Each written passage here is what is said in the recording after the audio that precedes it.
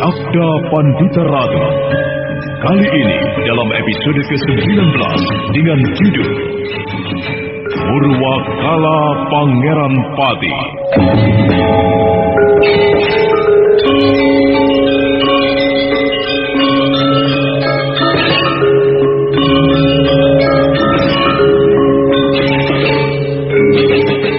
Dalam seri ke-565 ini dengan para pemain Lili Nur Indah Sari sebagai Ken Umang, Susi sebagai Empan Matesi, Eli Ermawati sebagai Ken Dedes, M. Abud sebagai Ken Arok, Nanang sebagai Senopati Diposari, dan Asti Suhastra, pengantar cerita. Ken Umang sangat marah karena Baginda yang semaput tidak dibawa ke keputrennya, tetapi oleh Senopati Diposari dibawa ke keputren Ken Dedes. Ken Umang memarahi Senopati Diposari. Namun Senopati itu dengan berani selalu menyangga. Ayo ulangi sekali lagi, Diposari. Ulangi sekali lagi. Kau akan mengatakan bahwa nuranimu memihak kepada yang benar. Kau memihak kepada Ken Dedes. Maka itu artinya kau menganggap aku di pihak yang tidak benar. Menurut hamba, benar dan salah itu tergantung siapa yang melihat Tuan Putri.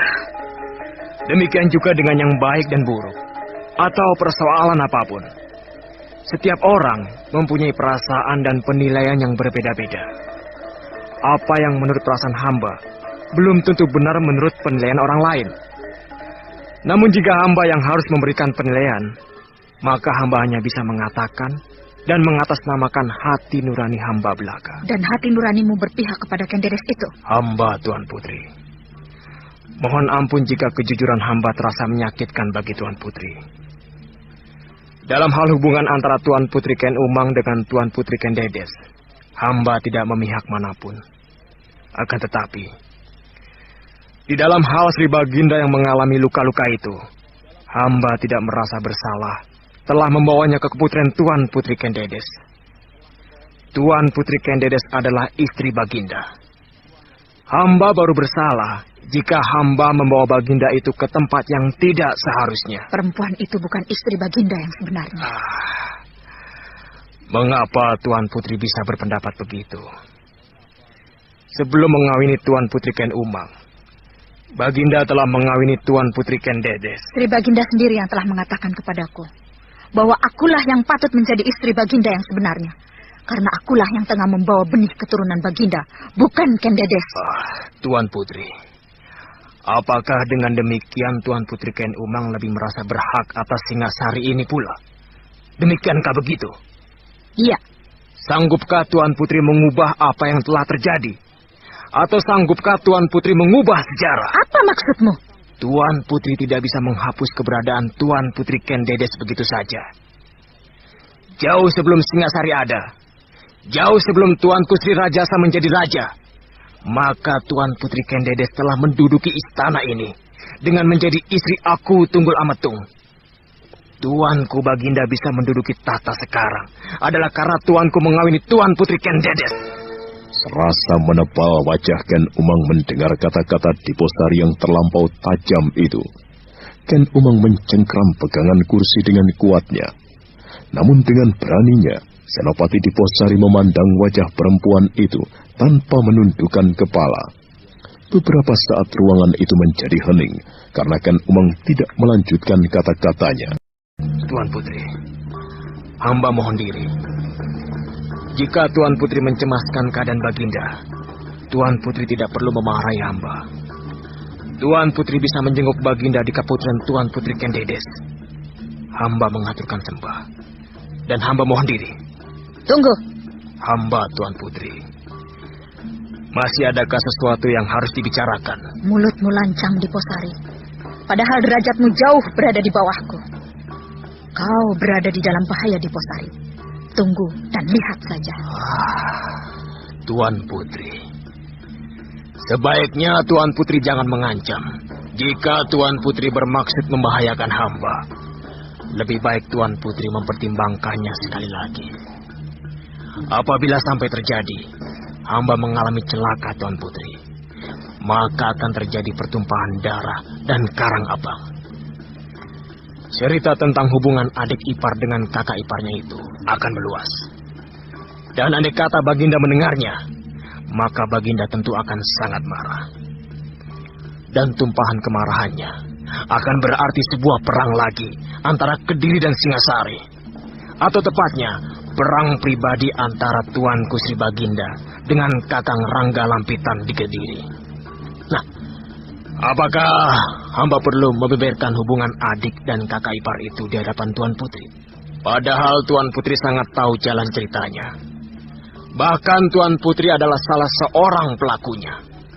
Nah, menurut hamba, Tuan Putri saat ini sedang hamil. Sebaiknya Tuan Putri lebih memusatkan diri untuk menjaga kehamilan itu.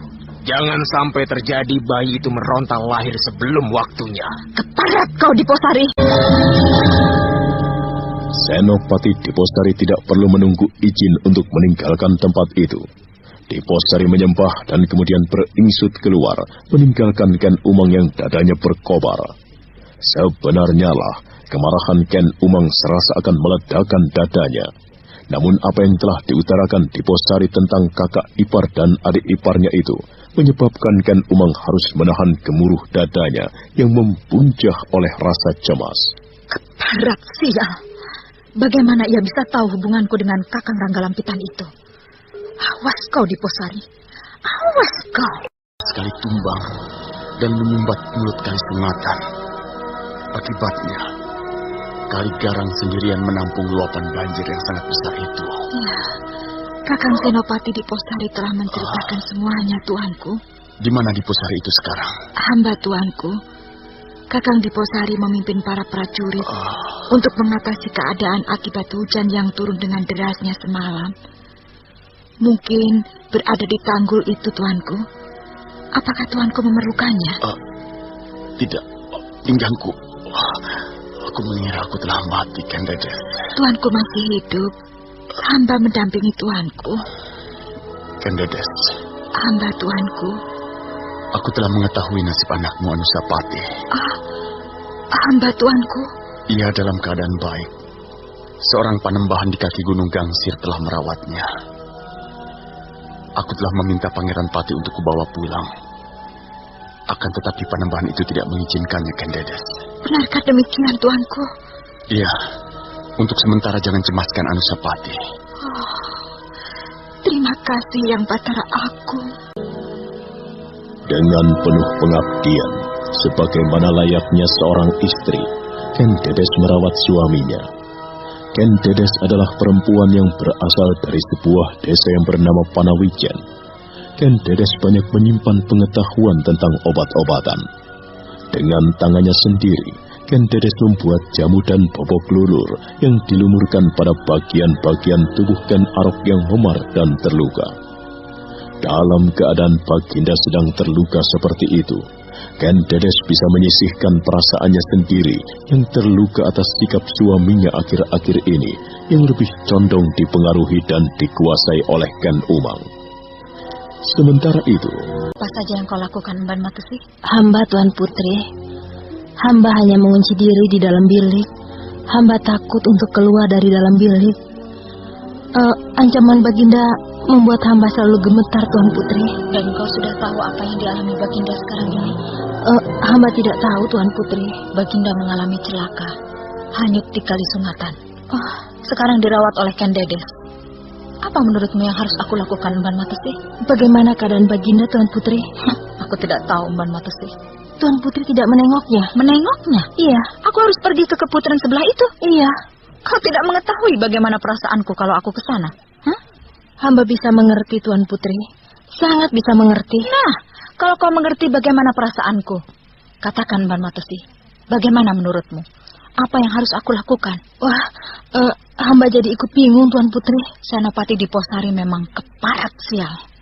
Aku benar-benar sakit hati melihat perbuatannya. Ia sama sekali tidak menghargai aku. Dikiranya aku ini apanya. Aku tidak akan membiarkan perlakuannya yang memuakkan itu. Aku berjanji, aku harus membuatnya celaka. Apakah yang telah dilakukan oleh Senopati Diposari itu kepada Tuan Putri?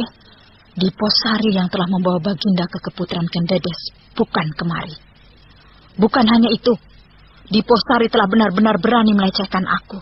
Mau meledak kepalaku, Matusi. Ampun, Tuan Putri. Sebaiknya Tuan Putri harus pintar-pintar menahan dan menguasai diri.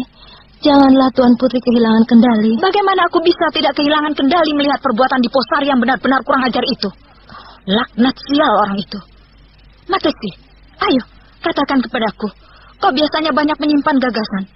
Katakan, Matesi, apa menurutmu yang harus aku lakukan, ha? Sebaiknya Tuan Putri harus datang ke keputren Tuan Putri Kendedes. Aku? Iya. Ke keputren Kendedes itu?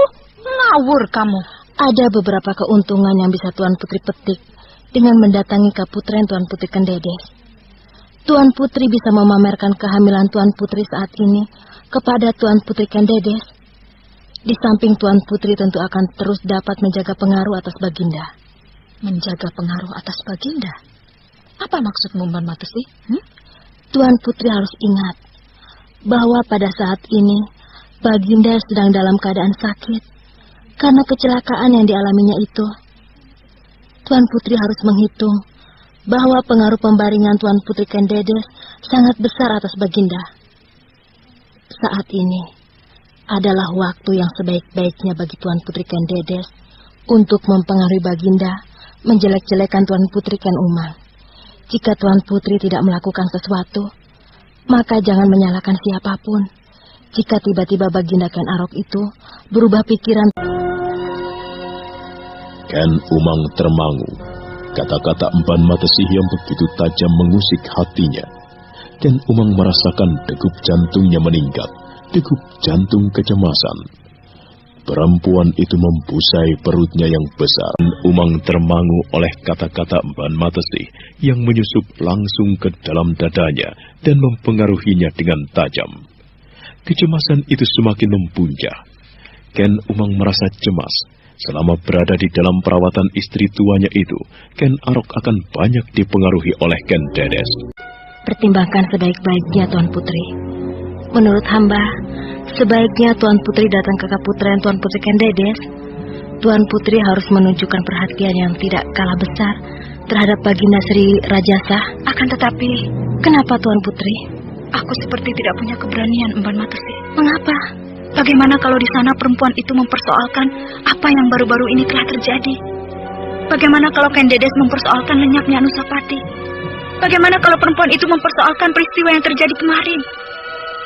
Kendedes tentu telah mendengar cerita cukup banyak dari orang yang menjadi penghubungmu, yang bernama Ladrang Prawoto dan Gesing Kanioko itu.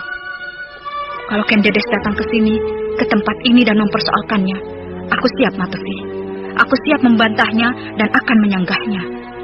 Akan tetapi jika di sana, aku tidak yakin apakah aku bisa berbantah dengan perempuan itu. Jika demikian, Tuan Putri tidak perlu melakukan apapun.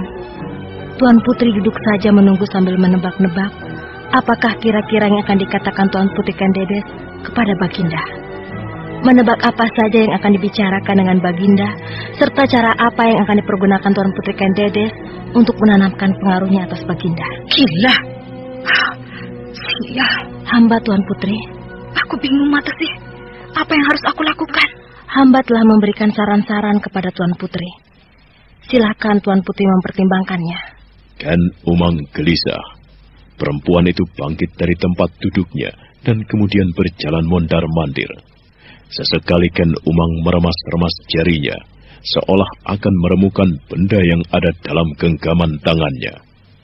Ken Umang termangu, kemudian terbayanglah wajah Senopati Diposari. Terngiang apa yang diucapkannya. Sebaiknya Tuan Putri jangan mengancam. Jika Tuan Putri bermaksud membahayakan hamba, lebih baik Tuan Putri mempertimbangkannya sekali lagi. Apabila sampai terjadi, hamba mengalami celaka, Tuan Putri, maka akan terjadi pertumpahan darah dan karang abang. Cerita tentang hubungan adik ipar dan kakak iparnya itu akan meluas.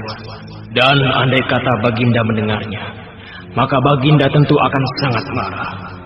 Dan tumpahan kemarahannya akan berarti sebuah perang lagi antara Kediri dan Singasari.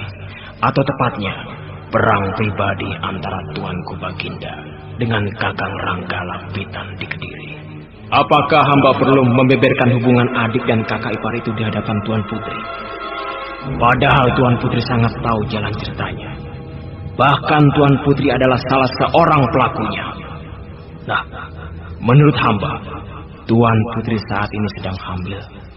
Sebaiknya Tuan Putri lebih memusatkan diri untuk menjaga kehamilan itu. Jangan sampai terjadi bayi itu meronta lahir sebelum waktunya. Senopati Diposari itu benar-benar berdebah, sial. Dari mana ia bisa mengetahui kisah itu? Yang bercerita kepada Diposari itu benar-benar bermulut panjang. Hah, sial. Menang mengalahkan gumpalan mendung di segala penjuru. Sang waktu itu menjadi saksi pula atas apa yang menggetarkan kota Raja Singasari. Saksi atas lenyapnya Anusapati. Saksi atas apa yang dilakukan Ken Umang untuk menempatkan keturunannya yang masih berada dalam kandungan agar kelak bisa menduduki tahta pewaris kerajaan. Menjadi saksi pula atas apa yang dilakukan oleh Ken Arok yang menghajar pohon tumbang yang menyumbat Kali Sungatan. Siapapun dan dimanapun sibuk membicarakan hal itu. Kalau menurutmu, maksudnya menurut penilaianmu bagaimana?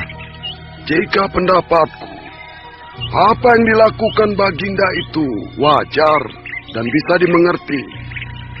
Bagaimanapun juga, Baginda tentu berkeinginan agar keturunannya sendiri yang menjadi Pangeran Pati. Bukan keturunan orang lain.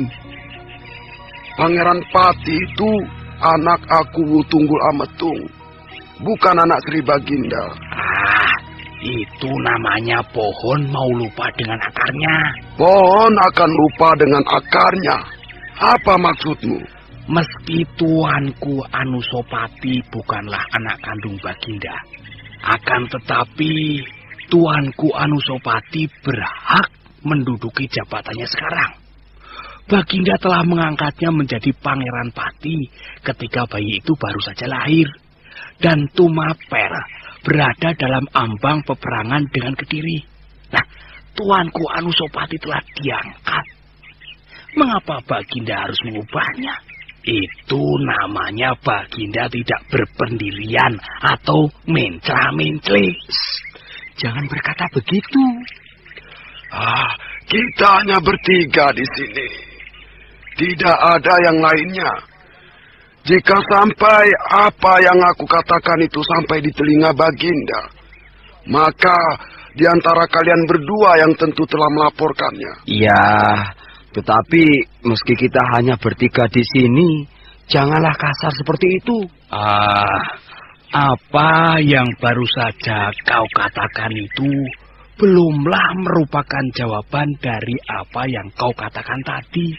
Sama dengan pohon lupa pada akarnya itu tadi, gimana artinya? Ayo. Artinya ya sudah jelas. Cikal bakal dari Singasari ini adalah Tumapel.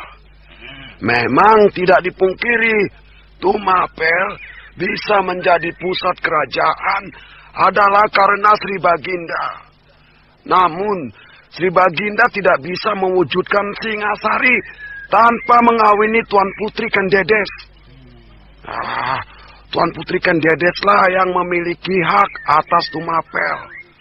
Waktu itu setelah aku Tunggul Ametung tewas loh. Kematian aku Tunggul Ametung itu sendiri, semua orang bisa menyebut dengan jelas siapa sebenarnya pelakunya. Kebo Ijo yang mati itu hanyalah korban fitnah. Kenarok yang menfitnahnya. Kenaroklah yang telah membunuh aku Tunggul Ametung dan mengorbankan Kebo Ijo untuk mengesahkan keinginan atau cita-citanya. Hati dan perasaanku tidak bisa menerima jika tuanku berlaku kejam terhadap Pangeran Pati Anusapati. Kalau aku lain lagi. Apa yang dilakukan Baginda di masa silam itu sah-sah saja. Apa maksudmu, toh? Ada pepatah yang mengatakan, Jerbasuki mawa beo. Untuk menuju keberhasilan itu membutuhkan biaya atau pengorbanan. Itulah gambaran yang jelas dari apa yang dilakukan oleh Sri Baginda. Kalau pendapatku, soal siapa bisa menjadi raja adalah soal wahyu. dan Baginda memilikinya. Coba bayangkan, siapa Baginda itu sebelum menjadi raja? Ia orang yang sama sekali tidak diketahui asal-usulnya. Bahkan pekerjaannya antara lain merampok. Tetapi meski Baginda itu dulu perampok, namun karena Baginda memiliki sifat-sifat atau ciri-ciri seorang raja, maka ia kuat menerima wahyu itu. Nah, Baginda bisa menjadi raja. Lah, untuk menjadi raja itu, Baginda tentu saja membutuhkan jalan, membutuhkan pengorbanan. Dan yang dijadikan korban atau pengorbanan antara lain adalah Kebu Ijo. Lalu tuanku Aku Tunggul Ametung. Persoalan terbunuhnya Kebu Ijo dan Aku itu tidak perlu dipersoalkan. Anggap saja itu sebagai tumbal. Yang penting kita lihat sekarang adalah bagaimana Sri Baginda sekarang ini. Ken Arok berhasil membawa Tumapel menjadi Singasari yang besar, mengalahkan Kediri yang semula adalah tidak masuk akal dan mustahil. Nah, kita melihat Baginda telah memacu pembangunan di mana-mana, saluran-saluran air dan sarana peribadatan. Belum lagi apa yang baru saja kita saksikan. Tanggung jawab Sri Baginda yang sedemikian besar terhadap rakyatnya. Coba, kalau yang jadi raja itu kau, atau yang lain, apakah kau berani menanggung akibat yang luar biasa dengan menjebol penyumbat kali Sungatan? Hanya untuk mencoba menyelamatkan agar Singasari tidak tenggelam dari bahaya banjir. Ya, Bora? Ya. Mungkin aku bisa menerima. Tetapi bagaimana dengan Pangeran Pati? Baginda berusaha membatalkan pengangkatan tuanku Anusapati menjadi Pangeran Pati itu. Apakah kau masih bisa mengerti? Ya, kalau aku kira masih bisa diterima. Baginda itu meski seorang raja, tetapi beliau manusia biasa. Seperti aku dan kau, semuanya ini, maksudku, pikirannya tentu menggunakan pikiran cara manusia. Bukan cara dewa atau cara yang lain. Baginda tentu ingin, andai kata kelak Baginda mangkat, keturunannya lah yang akan menggantikannya. Aku tetap sulit menerima. Kalau pendapatku, tuanku Anusapati itu memang sudah pantas menjadi Pangeran Pati. Tidak pantas disingkirkan, apalagi dicelakakan sampai dibunuh. Kalau ditelusuri, yang lebih jahat lagi itu Ken Umang. Istri muda Baginda itu menyimpan hati yang gelap, jahat. Tuan Putri Ken Umang itu mestinya tahu diri. Ya, istri muda, ya mestinya tidak nerunyak seperti itu. Anak yang dikandungnya belum lagi lahir. Akan tetapi sudah palang tunjang, tidak karuan tingkahnya. Wah, kalau Anusapati itu sudah dewasa, Pangeran Pati itu masih bayi. Bicaraan tiga orang penduduk di Pategalan sambil beristirahat setelah lelah mencangkuli tanahnya untuk ditanami jagung itu merupakan gambaran dari hangatnya pembicaraan segenap kaula, khususnya di kota Raja Singasari. Persoalan lenyapnya Pangeran Pati, cerita tentang dukun teluh yang dimintai bantuan Ken Umang untuk membunuh Anusapati, serta apa yang dilakukan Baginda untuk menyelamatkan Singasari dari bahaya banjir. Semua cerita itu tumpang tindih, menimbulkan perdebatan di mana-mana. Bagaimana keadaan tuanku sekarang? Enak sekali.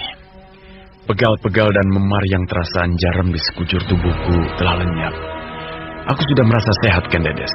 Sebaiknya tuanku tetaplah beristirahat di Pembaringan. Apakah Diposari sudah datang? Hamba tuanku, hamba akan memerintahkan seorang prajurit untuk melihatnya. Suruh Diposari menghadapku. Hamba tuanku. Hamba telah menghadap tuanku. Hamba mengaturkan sembah. Aku terima sembahmu Diposari. Bolehkah hamba mengetahui bagaimana dengan keadaan tuanku Baginda? Seperti yang kau lihat sendiri Diposari. Aku ternyata masih diberi umur panjang. Namun semuanya itu tidak lepas darimu Diposari. Andai kata kau tidak menyelamatkan aku dari ganasnya luapan kali sungatan itu, mungkin sekarang aku telah terkapar menjadi mayat. Aku mengucapkan terima kasih sekali Diposari. Hamba merasa malu tuanku. Kenapa? Hamba tidak sepantasnya menerima ucapan terima kasih dari Baginda tuanku. Tuankulah yang pantas menerima ucapan terima kasih itu dari segenap rakyat di kota Raja Singasari. Tanpa apa yang tuanku lakukan dengan menjebol sumbat kayu tumbang di mulut kali sungatan itu, niscaya Singasari akan diterjang banjir bandang.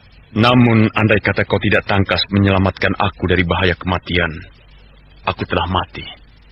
Tetap saja aku berhak mengucapkan terima kasih itu kepadamu Diposari. Hamba tuanku, hamba juga mengucapkan terima kasih atas pengorbanan luar biasa yang telah tuanku lakukan untuk menyelamatkan Singasari.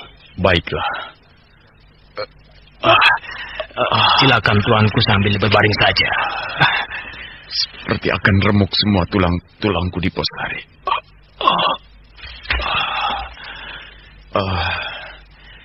Sekarang marilah kita berbicara soal yang lain. Apa yang bisa kau laporkan kepadaku selama aku mengunci diri di ruang semadi Diposari? Mungkin kau bisa melaporkan tugas-tugas yang telah aku bebankan kepadamu. Mulailah dari Senopati Jombokeling. Hamba mohon ampun tuanku. Perhatian hamba terpecah-pecah terhadap banyak hal. Pencarian tuanku Anusapati belum ada titik terang. Kemudian belum lagi hamba berhasil menemukan dan menangkap Senopati Jombokeling. Singasari digegerkan oleh hujan deras yang hampir saja menimbulkan bencana. Tuanku, hamba merasa kesulitan mendapatkan kesempatan untuk memikirkannya. Aku bisa menerima alasanmu itu Diposari, dan aku bisa mengerti. Ruang gerakmu memang sempit. Malam pertama di saat Baginda bersemedi, ada orang tak dikenal menyusup masuk ke dalam istana tuanku. Orang itu mengenakan caping lebar dan mampu mengubah wujud seperti tuanku. Orang bercaping? Hamba tuanku. Orang itu mempunyai kemampuan mengubah wajah, bahkan meniru wajahku. Demikianlah tuanku. Iyalah. Apa yang dilakukan oleh orang bercaping itu Diposari? Beberapa orang prajurit memberikan kesaksian melihat orang bercaping masuk ke dalam istana dengan melompati dinding. Hamba kemudian memerintahkan untuk mencari orang bercaping itu. Seluruh sudut istana telah hamba jelajahi. Ya, akan tetapi hamba tidak berhasil menemukannya, tuanku. Jika orang itu mampu mengubah wajah, maka orang itu mempunyai ilmu kanuragan yang sangat tinggi.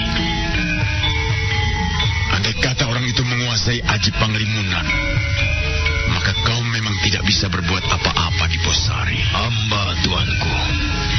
Kenyataannya memang demikian. Lanjutkan. Seluruh sudut istana hamba aduk. Hamba mohon maaf telah lancang memaksa memeriksa kaputren Tuan Putri Ken Dedes dan Tuan Putri Ken Umang untuk mencari orang itu. Namun hamba tidak berhasil. Akan tetapi tuanku, justru orang itu yang kemudian menampakkan diri, tuan. Orang bercaping itu menampakkan diri? Hamba, tuanku. Lalu? Segenap prajurit telah mengepungnya. Namun yang mengejutkan, ketika orang bercaping itu membuka capingnya dan kemudian menampakkan wajahnya, orang itu adalah tuanku Sri Baginda. Gila, aku tidak melakukan hal itu Senopati Diposari. Hamba, tuanku. Hal itu hamba ketahui setelah hamba mengejar orang itu sampai di alun-alun. Orang itu telah mengubah wajah menjadi wujud yang lain. Dan orang itulah yang kemudian memberi petunjuk kepada hamba bahwa di samping orang bercaping itu, ada orang lain yang juga menyusup ke dalam istana di kaputren Tuan Putri Ken Umang. Engkau berkata sebenarnya, Senopati Diposari. Hamba, tuanku. Gila. Apa yang mereka lakukan? Hamba tidak tahu. Namun hamba bersama beberapa orang prajurit memaksa untuk memeriksa kembali kaputren Tuan Putri Ken Umang. Orang yang menyusup masuk ke kaputren Tuan Putri Ken Umang itu tidak berhasil hamba temukan. Namun, orang bercaping itu memenuhi janjinya. Janji apa? Untuk menangkap orang tak dikenal itu. Apa yang dilakukannya? Tiba-tiba, tuanku, sebuah pisau melesat dan menancap di tangan orang tak dikenal yang kemudian kemanungsang setelah bersembunyi di balik aji Panglimonan, tuanku. Nah, orang itu sekarang hamba tahan di ruang Pagunjaran. Keparat, berani benar Ken Umang bertindak sedeng kepadaku. Khianat. Hamba, tuanku.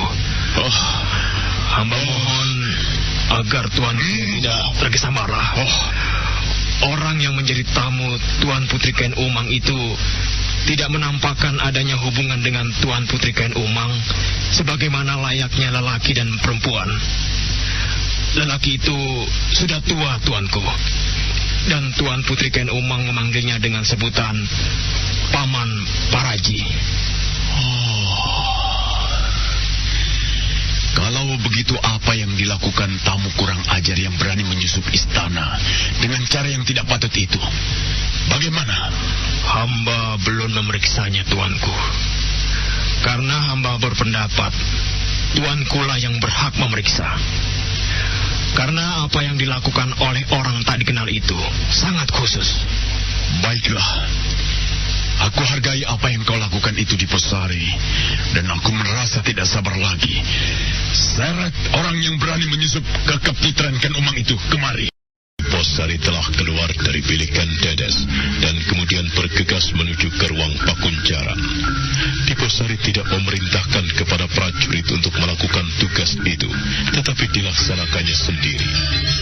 Dan tidak berapa lama kemudian, Diposari telah kembali membawa tahanan yang oleh Ken Umang dipanggil dengan sebutan Paman Paraji.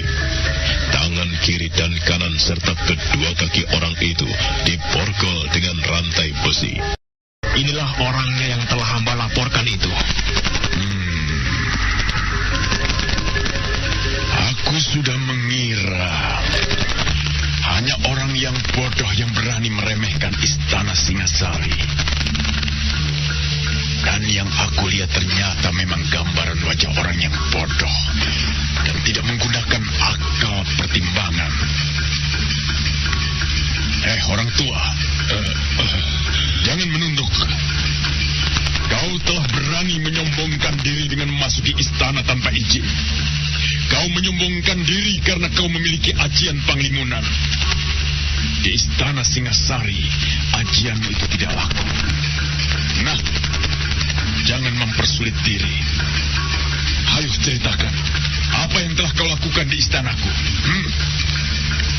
Lelaki tua itu termangu dalam diam, tidak menjawab kata-kata Ken Arok.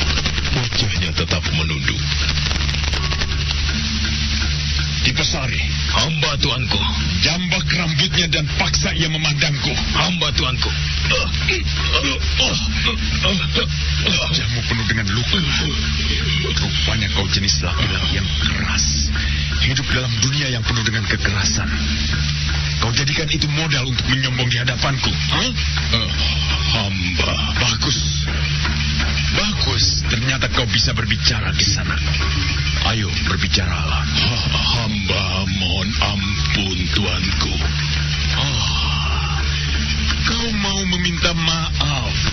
Artinya kau mengakui telah berbuat kesalahan. Ayo sebut, siapa namamu? Hamba Paraji Gading, tuanku.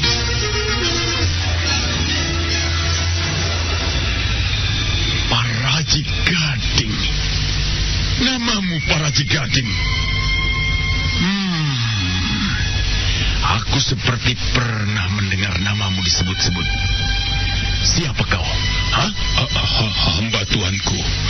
Hamba pernah berjumpa dengan tuanku di Padang Karautan. Padang Karautan? Di Padang Karautan.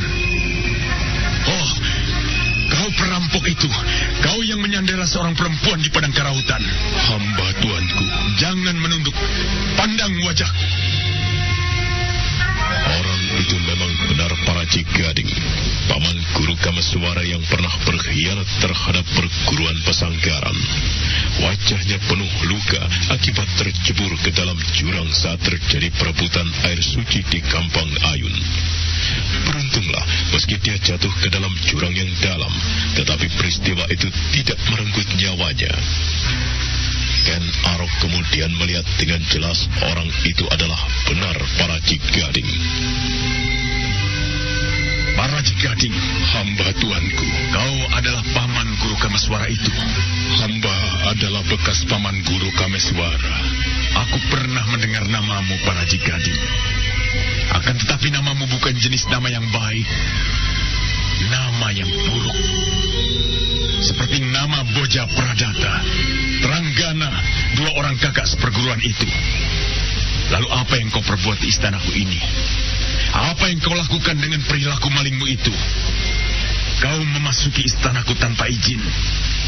Itu bisa membuatku menjatuhkan hukuman mati kepadamu.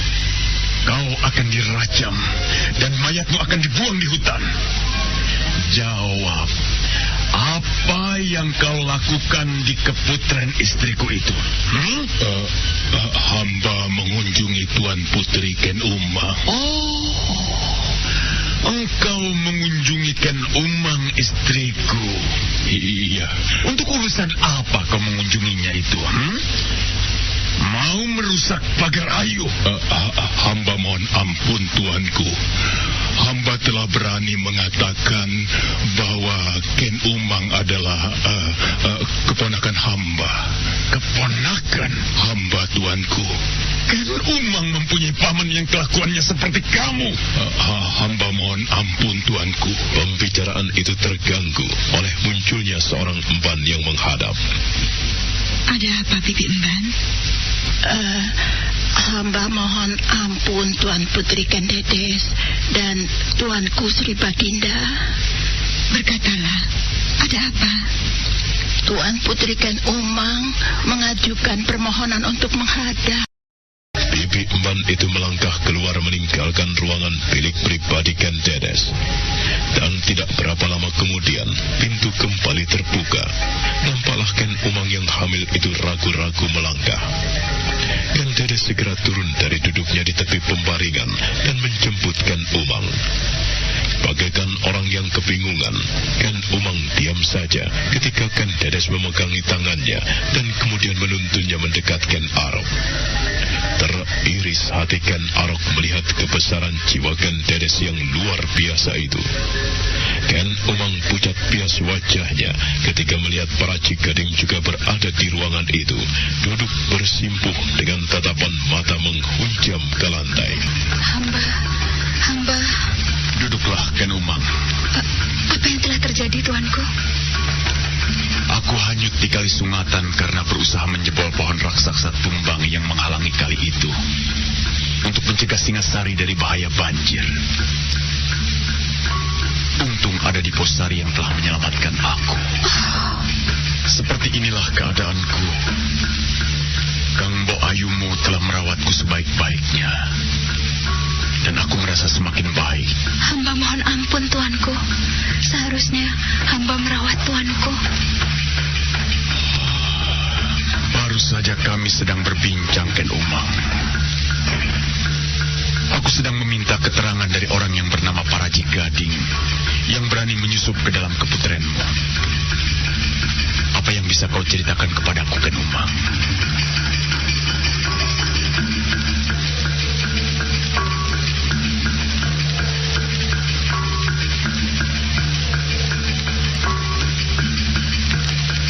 Ken Umang menoleh kepada Paraji Gading.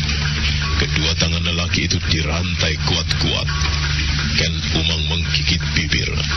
Perempuan hamil itu menoleh kepada Diposari, tetapi Diposari menunduk. Ken Umang merasakan dadanya akan retak ketika melihat Diposari berusaha menyembunyikan senyum. Bagaimana, Ken Umang? Apakah yang bisa kau ceritakan kepadaku, suamimu ini?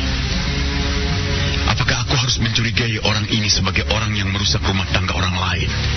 Merusak pagar Ayu karena berani memasuki bilikmu? Ampun, tuanku. Berbicaralah. Apa yang akan kau katakan, Umang? Hamba memohonkan ampun untuk apa yang telah dilakukan Paman Paraji Gading, tuanku. Kau memintakan maaf untuknya. Ceritakan kepadaku, Umang. Ada hubungan apa antara kau dengannya? Hamba, tuanku. Hamba memang mengundangnya untuk datang ke istana. Apa yang kau lakukan itu, Umang? Andai kata sepengetahuanku, aku tentu tidak akan mempersoalkannya. Bahkan tanpa sepengetahuanku sekalipun. Asal orang ini melewati regol, meminta izin melalui prajurit pengawal istana, aku tidak akan mempersoalkan. Akan tetapi apa yang dilakukannya seperti maling. Hamba yang bersalah, tuanku. Sekarang katakan, untuk keperluan apa kau mengundang Paraji Gading ini menyusup ke istana? Katakan, Umang. Hamba, tuanku.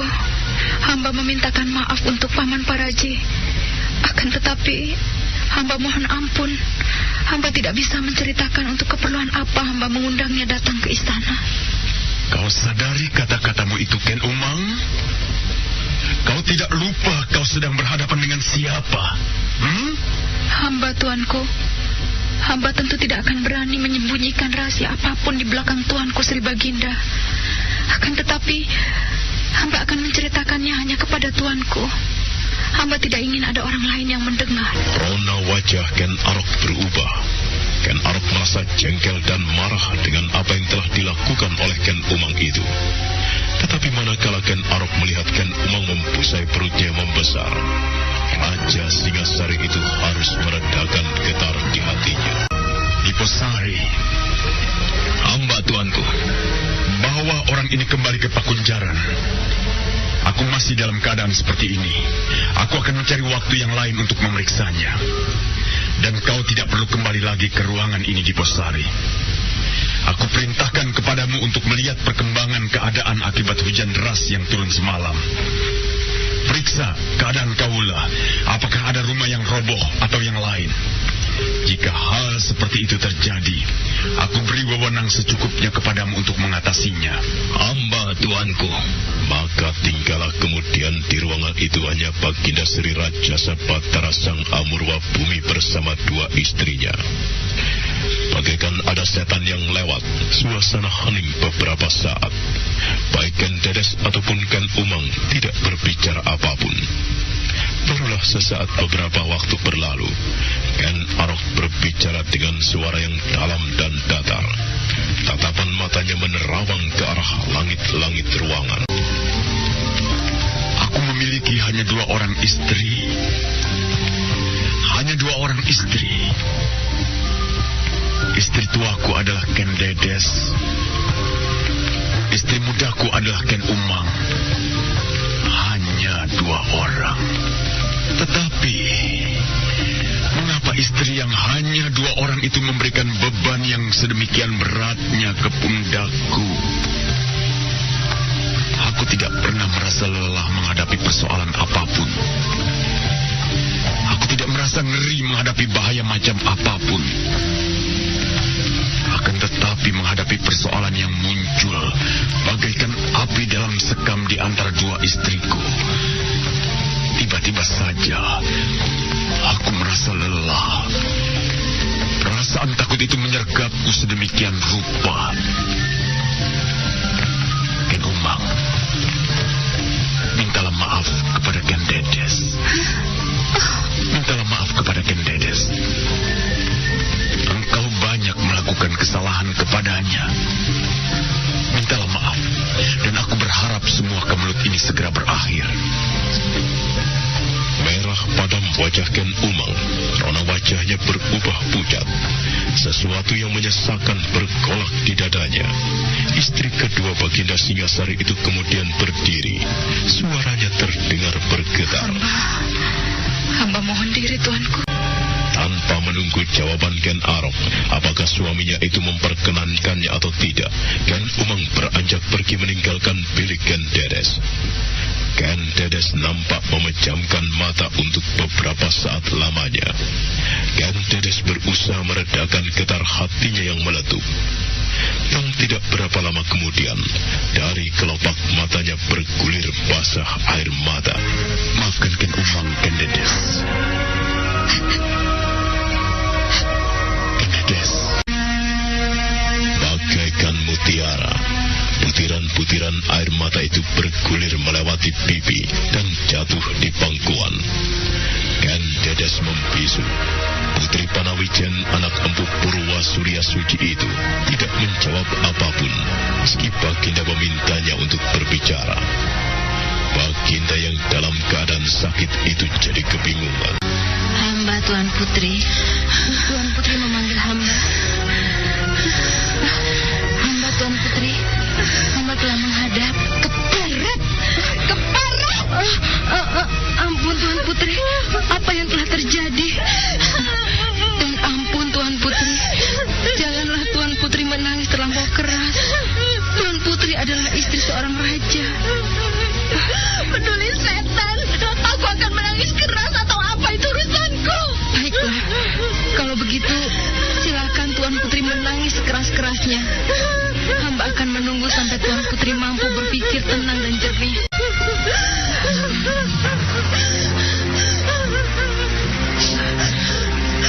Sudah mulai merasa tenang sekarang. Silakan Tuan Putri menceritakan apa yang terjadi. Apa yang kau katakan ternyata benar, Mbak Tusi. Perempuan itu telah mempengaruhi Baginda. Bagaimana dengan sikap Baginda, Tuanku? Baginda memerintahkan kepadaku untuk meminta maaf kepada perempuan itu. Mbak Tusi.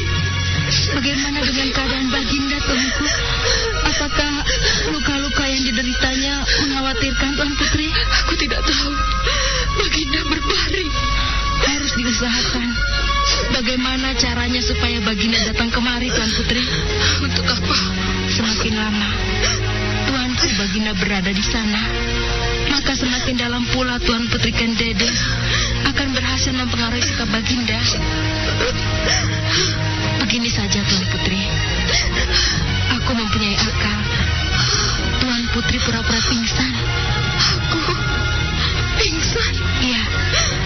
Kita kabarkan Tuan Putri yang pingsan itu ke istana Tuan Putri Ken Dedes. Baginda pasti akan bergegas kemari. Tuanku Baginda, hamba sebenarnya tidak berkeinginan terlampau tinggi. Hamba tidak mempunyai keinginan yang muluk-muluk, mendambakan, menggapai hal yang tidak masuk akal. Hamba hanyalah seorang perempuan jelata dari Panawijen. Hamba bisa kesasar dan kemudian terjerat di pusaran prahara ini. Sebagian adalah karena Tuanku. Tuanku yang saat itu datang ke Panawijen membawa Senopati Narasingha. Senopati itu kehilangan nalar yang kemudian menyebabkan hamba jatuh di dalam genggaman Aku Tunggul Ametu. Padahal sebagai seorang gadis, di saat itu hamba telah membangun angan-angan sendiri. Angan-angan hubungan hamba dengan seorang lelaki. Hamba tidak berkeinginan muluk-muluk, Tuanku. Hamba juga tidak menginginkan anak keturunan hamba kelak harus menjadi raja. Jika Tuanku Baginda bermaksud mencabut hak Anusapati sebagai pangeran Pati, mengapa Tuanku harus menggunakan cara yang kasar itu? Anusapati itu masih bayi, Tuanku. Tidak tahu apa-apa. Anusapati masih bayi. Tuanku, hamba tidak ingin menghalang-halangi keinginan Tuanku yang sebenarnya. Hamba tidak akan menghalang-halangi apapun yang Tuan kehendaki. Tuanku, perintahkanlah kepada Kakang Senopati di Posari dan beberapa orang prajurit untuk mengawal hamba kembali ke Panawijen. Biarlah Ken Umang yang akan mendampingi tuanku. Kembalikan hamba ke Panawijen, tuanku, dan semuanya akan berakhir. Tidak, Ken Dedes. Apa tidak, tuanku? Kepergianmu meninggalkan istana akan menimbulkan gejolak, Ken Dedes. Di samping itu aku tidak berniat untuk melepaskanmu atau berpisah denganmu. Hamba akan menjadi duri di dalam daging bagi tuanku. Jika tuanku mau jujur, itulah sebenarnya yang terjadi. Di dalam hati, sebenarnya tuanku menyesal mengapa telah mengumumkan mengangkat Anusapati menjadi Pangeran Pati. Hamba bisa mengerti, karena Anusapati adalah bukan putra tuanku. Akan tetapi putra aku, Tunggul Ametung, yang telah tuanku bunuh itu. Tuanku tidak saja membunuh ayahnya, tetapi juga bermaksud membunuh anaknya. Remuk hati hamba, tuanku. Biarlah hamba yang mengalah daripada berlarut-larut menjadi penyesalan yang akan selalu membayangi tuanku. Anusapati akan hamba cari sendiri, dan hamba ajak hidup tenang di Panawijen. Dengan demikian, tuanku tidak perlu bersusah payah memerintah kepada seseorang emban untuk menggunakan cara apapun untuk membunuhnya. Hamba mengalah, tuanku. Baginda Sri Raja Sayang Garang bagaikan singa liar di medan peperangan atau perang tanding itu. Hanya bisa dia memandangi langit-langit ruangan. Dia tidak mampu menggunakan segala kekuatannya untuk menghadapi kata-kata Ken Dedes yang menyayat. Kembali seorang emban menghadap. Ada apa? Hamba, tuanku, hamba mohon ampun. Cepat katakan, ada apa, emban? Tuan Putri Ken Umang pingsan, tuan. Baginda Raja Singasari itu memejamkan mata, meredakan denyut yang seolah muncul di tengah otaknya. Emban tua itu terduduk di tempatnya, sedangkan Ken Dedes air matanya masih tetap menetes.